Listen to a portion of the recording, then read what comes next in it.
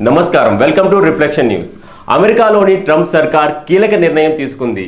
దేశంలో పెరుగుతున్న ధరలను అదుపు చేసేందుకు, రాజకీయంగా ఒత్తిడిని తగ్గించుకునేందుకు పలు ఆహార ఉత్పత్తుల దిగుమతిపై సుంకాలను తగ్గిస్తున్నట్టు ప్రకటన చేసింది. ఈ నిర్ణయం భారత్కు చెందిన మామిడి, దానిమ్మ, టీ వంటి వ్యవసాయ ఎగుమతులకు ప్రయోజనం చేకూరనుంది.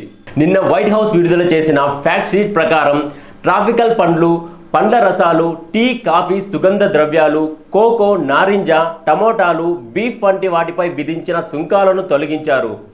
భారత్తో పాటు ఇతర దేశాల నుంచి దిగుమతిపై ట్రంప్ 25% సుంకాలు విధించడంతో పాటు రష్యా నుంచి చమురు కొనుగోలు చేసినందుకు అదనంగా మరో 25% భారం మోపిన విషయం తెలిసిందే.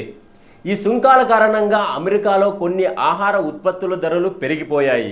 ఇటీవల న్యూయార్క్, న్యూజెర్సీ, వర్జీనియాలో జరిగిన ఎన్నికల్లో సరసమైన ధరల అంశాన్ని డెమోక్రాట్లు బలంగా ప్రచారం చేసి విజయాలు సాధించారు. పెరుగుతున్న ధరల వల్ల ఓటర్లు ఎదుర్కొంటున్న ఇబ్బందులు ప్రభుత్వానికి వ్యతిరేకంగా మారాయి. ఎన్బీసీ న్యూస్ పోల్ ప్రకారం 63% మంది ఓటర్లు ధరల నియంత్రణ, ఆర్థిక వ్యవస్థ విషయంలో ట్రంప్ వైఫల్యం చెందారని అభిప్రాయపడ్డారు. అయితే ఈ ఆరోపణలు ట్రంప్ కొట్టివేశారు.